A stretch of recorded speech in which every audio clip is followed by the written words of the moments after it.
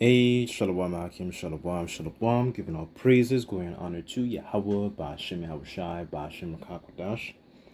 Double honors to the apostles and the elders, great millstone, for teaching us his truth, and salutations to the sincere Akim and Aquathim. And listen, may the blessing of election be upon your house. My name is Raquai. I'm back in here with another quick and Lord's will is always an edifying lesson.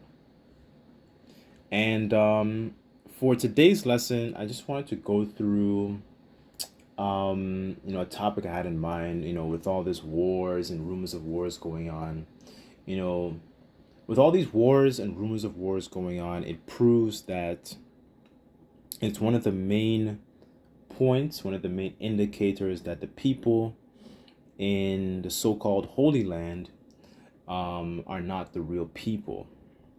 I'll say that again. With all the wars and rumors of wars that are going on right now, the scuffles between the whore, which is America, pursuant to Revelation 17, as well as those horns, those 10 horns, and the NATO and the EU nations, that you read about as well in the same chapter,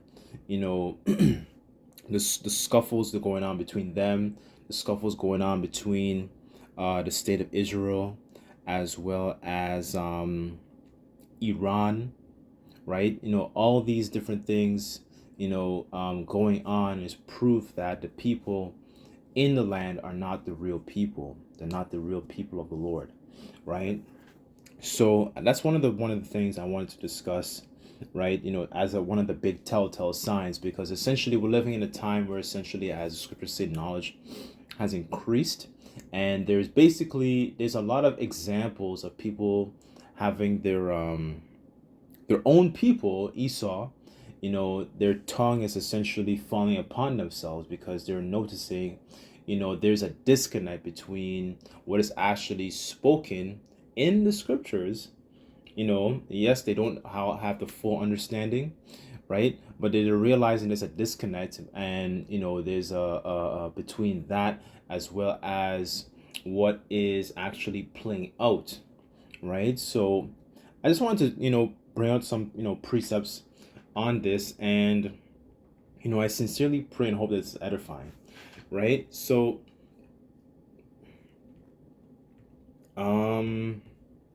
let me start here.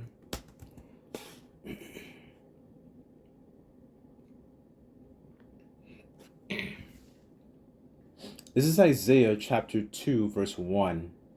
And here it says, and the word that came, that Isaiah the son of Amos saw concerning Judah and Jerusalem.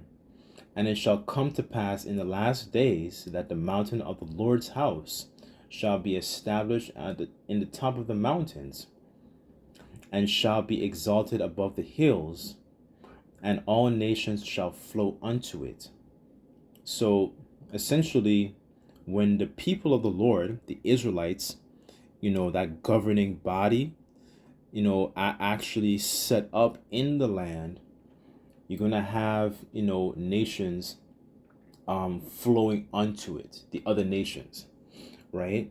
And this is verse 3, and it says here, and many people shall go and say, come ye, and let us go up to the mountain of the Lord, to the house of Jacob, and he will teach us of his ways, and we will walk in his paths. For out of Zion shall come forth out of the law, and the word of the Lord, Yahweh Ba'ashem Yahushai, from Jerusalem. So here it is, when the Israelites are set back up in that land as an authority, as essentially as a priesthood, teaching, essentially the other nations, right? When they're set up back in that land, one of the things that will happen is then the other nations will be taught of the ways of the Heavenly Father, right? The laws, how to actually keep the land Sabbath, how to actually, deal with, one another, how to actually maintain, what I'm saying? Like all these different laws that we go into, because that's really what is lacking upon the planet Earth is the proper instructions of the Heavenly Father. As it says also in Isaiah, his ways are higher than our ways, and not our thoughts. His thoughts are more, above our thoughts, roughly paraphrase. So within this situation, this is not happening upon the planet Earth right now, right? We don't have the other nations going up to, that welfare state, learning of the ways of the Heavenly Father. As a matter of fact, the opposite is happening. They are not teaching the ways of the Lord, right? They don't actually keep the ways of the Lord. They're basically just cosplaying. That's really what's going on here. Pretending themselves to be the people, and then people are actually buying into this narrative that these people are the people. But when these people are, if they were the people, why is all this war happening? So this is verse 3 here. I'm sorry, verse 4. And it says here, and he shall judge among the nations, and shall rebuke many people, and they shall beat their swords into plowshares, and their spears into pruning hooks. And nation shall not lift up sword against nation, neither shall they learn war anymore.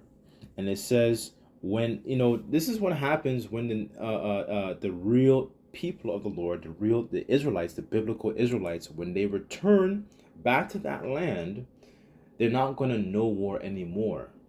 It's not going to be all this scuffles. They won't have this commotion. There's no proxy wars. There's going to be peace on earth, right?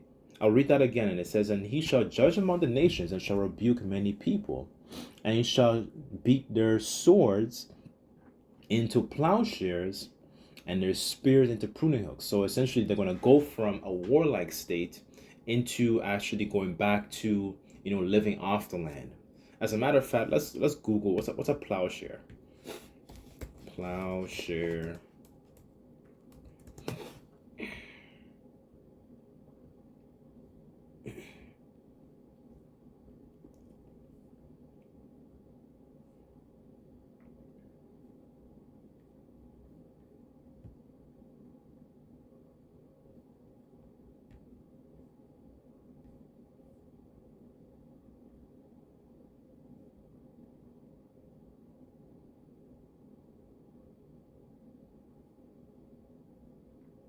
Okay, so a plowshare here is a part of a plow that cuts the furrow, right? It says here the main cutting blade of a plow behind the coulter, right? So essentially, these are agricultural tools here. So you use it, and it's like a blade, and then basically you use it to maintain. You might have it like kind of connected to like a farming animal, and the farming animal would walk, and basically that plowshare, and you have that blade that cuts, that trims the grass on the land, basically, right? So they're going to go back into a state of actually not investing in military weapons, swords, chariots, so on and so forth, things, shields, and all this kind of stuff, because that's, when you look at what the nations are doing, the nations are not doing that right now. The nations are actually in a warlike state because there's a problem going on. There's a controversy going on, right? It says here, back in verse 4, and it says, and beat their swords into plowshares, and their spears into pruning hooks. So swords and spears are examples of tools used to fight wars. And then they're going to go back into a state of actually maintaining the land, agriculture, growing food, actually caring about the welfare of the land, and actually caring about, peace and harmony, and it says here, nation shall not lift up sword against nation, neither shall they learn war anymore, right? So this is clearly a telltale sign of this is not what's happening upon the planet Earth. So the flip side I want to get into is what's happening. This is Matthew chapter 24, verse 6, and it says, and you shall hear of wars and rumors of wars, and see that ye be not troubled, for all these things must come to pass, but the end is not yet. So all these different things that are going on, these skirmishes between the different nations, between Amalek going on in the Holy Land, and them drawing America, and them picking, becoming a bother towards those surrounding different nations, because that's what's really going on. They're really a bother to those surrounding nations, even in covert senses. So, for example, you know, as they were having scuffles within their own land, within Palestine, a lot of the so-called Palestinians, recently have been, over the past few months, that some of them have been going into countries such as Jordan, and the king of Jordan had to take some of those Palestinians into his country, right?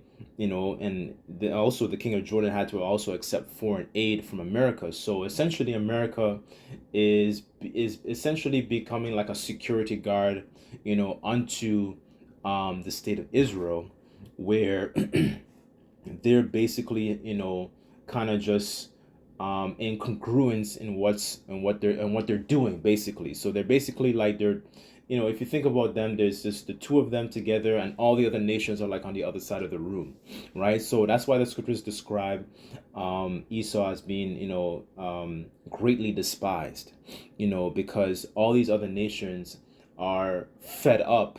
They're having a very strong distaste for, that those people in the Holy Land, as well as America. They're not very pleased with the courses of action that are continuing on. So there is a controversy constantly being stirred, continuously. So it's not like, yes, you have it on a more overt sense, like what you have going on with between Iran and the state of Israel, but you also have it in more covert senses as well, where other countries are being forced to pick up the slack. Because think about this: if your neighboring countries surrounding that state, you're forced to be able to take on more so-called immigrants into your own country, and there's not much you can do about it. You kind of just have to kind of bite your if you're one of those countries surrounding those other nations, like surrounding the state of Israel, like I was just using Jordan as an example, they're being forced to pick up the slack for that nation, basically, because it's kind of like my way or the highway, right? So I was just using that as an example. This is why it kind of fuels, more hatred, one, for the whore, right, which is prophesied in or spoken about in Revelation 17, and it fuels more distaste for that welfare state, right? So this is the spirit and the sentiment a lot of these other nations are in at the moment, right? So here, I want to read verse 7, and it says, "For nation shall rise against nation, and kingdom against kingdom, and there shall be famines and pestilences and earthquakes in diverse places." So all these things where you have these other nations, rising against other nations, puffing up their chest, right? There is essentially, the Lord is stirring the kings of these other nations, because there's a strong controversy for what they have, done to, because a lot of these nations have touched the apple of the Lord's eye, right? Right? So there's a controversy constantly being stirred, and the Lord is stirring up the kings, as it says in As a matter of fact, let me get that next. That's going to be my next one. Proverbs. This is Proverbs chapter 21, verse 1. And it says, "The king's heart is in the hand of the Lord Yahweh Bashem Yahushai, as the rivers of water. He turneth it whithersoever he will." So the Lord's will is to stir all these nations and gather them, and essentially to plead with them, as it says in Joel the 3rd chapter. As a matter of fact, I'm going to jump to that, because I was looking up what it said for the word plead. Let me go to that. 1 second.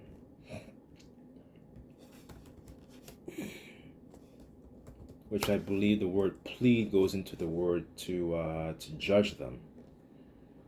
Let me see.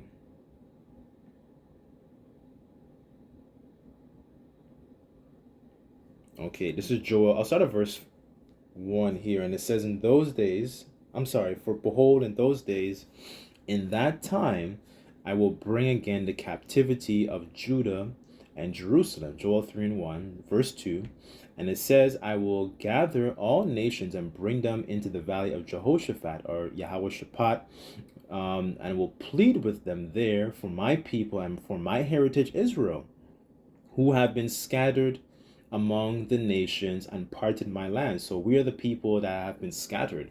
When you go back into the curses, it says that we will be scattered from to the four corners of the earth, right? And we would serve, their different idols in wood and stone and so on and so forth. Our feet wouldn't have no ease, all these different curses, which shows that the people in the land are not the real people, because they've always, one, claiming to be the people, which the scriptures say we would discontinue from our heritage, right? And then, they came back. So the real people of that land, would be in a position where they'll be scattered all over the world, right? So it says here, the word plead, that's right. Let me get that. So the word plead, it says here, shapat, which means to judge, to punish, to judge or governor of the Most High. So it says condemn. It says to enter controversy together, to be judged, right? So there's a judgment that is being stirred up here for what they have done to the people of the Lord, right? So going back into the main title, I want to jump down to verse I want to jump down to verse 9. And it says, proclaim ye this among the Gentiles, prepare war, wake up the mighty man, let all the men of war draw near, let them come up. Okay, so this is very interesting. Take this in. So just like I read in the beginning, you see how when the real Israelites are actually set up properly back in that land under Yahushua, it's going to be they're going to be working on they're going to beat their swords into plowshares. They're going to go from a war military mindset to a more agrarian agricultural mindset. This is the mindset of these kings right now. It says, verse 10, beat your plowshares into swords and your pruning hooks into spears. For let the weak say, I am strong. So if you look on the screen here, you see the different military economies of all these different nations. This is the mindset of these other nations right now, where they're investing in actual swords. They're investing in, military capabilities, ICBM missiles, warheads, accumulation of those different, nuclear, essentially nuclear destruction. That is the mindset of these kings right now, because essentially there's a stirring of the pot. There's a controversy going on, and the Lord's going to gather these different nations for war. And it says here, let the weak say I'm strong. So you even have even smaller nations that didn't have a lot of political influence on the world stage. Like for example, India and Pakistan. A lot of other smaller nations that were, that would have been like prior.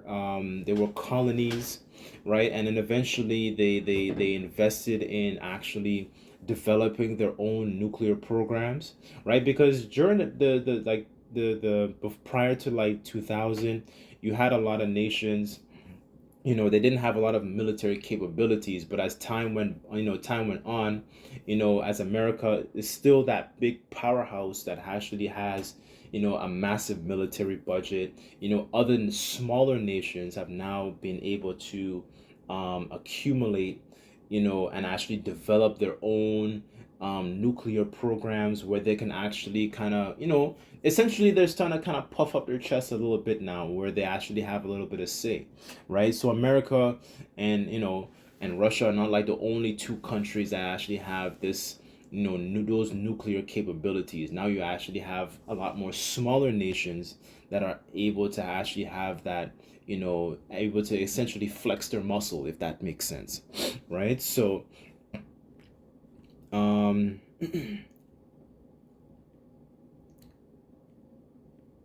let me see here 1 second. See what else did I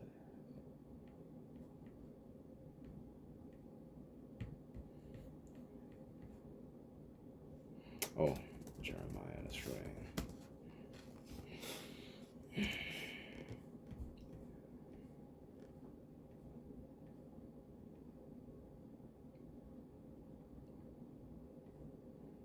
This is Jeremiah 49, verse 20. And it says here, therefore, hear the counsel of the Lord Yahweh Bashmel Shai, that he hath taken against Edom, and his purposes that he hath purposed against the inhabitants of Teman, and surely, the least of the flock, and draw them out, surely he shall make the inhabitants their habitations desolate with them, right? So essentially what you have is the Lord, that small nation within the Holy Land. They're going to draw these other nations out into a mind frame of war, right? Those little hats, those people in the land right now, because if they really were the people, there would be peace on earth, going back to the point. But that's not that's not the course of action of what you see the different events playing out right now. You're starting to see that there is more of a warlike state of these other nations as opposed to a peaceful state. So this is just really one of the big telltale signs that the people in the land again are not the real people. And there's more information coming out in regards to the legitimacy of their holding of that space, because essentially pursuant to Ezekiel, they've appointed that land. As a matter of fact, I guess I'll close off with that one. They've appointed that land for themselves, and trying to basically fit themselves into the promises that were made to the descendants of Abraham, Isaac, and our forefather Jacob. So they're trying to, essentially what they're trying to do is they're trying to artificially insert themselves into that blessing, right? Which that blessing was only given to a specific, that covenant, that land was only given to a specific seed line, a particular bloodline here. And it says here, this is Ezekiel 36 and 5, and it says, and surely saith the Lord power, Yahweh, therefore saith the Lord power, surely in the fire of my jealousy I have spoken against the residue of the heathen, and against all Idumea, which have appointed my land into their possession. So when you go into that word Idumea, it is the Greek way and method of saying Edom. So Esau would be predominantly in that land, right? You're not going to have two different, groups of people, fighting over the land, which there's a lot of gross darkness, because, they're basically those two groups of people, the so-called Arabs and then Esau. They're both descendants of Shem, but they're still not, the people of the Lord, right? It says here, both have appointed, which have appointed my land into their possession with the joy of all their heart, with despiteful minds, to cast it out for a prey. So they've appointed that land into their own possession, right? And starting to call themselves after, they don't even call themselves actually descendants of Israel. They call themselves Israelis, right? So anyways, I just thought I would just what's it called?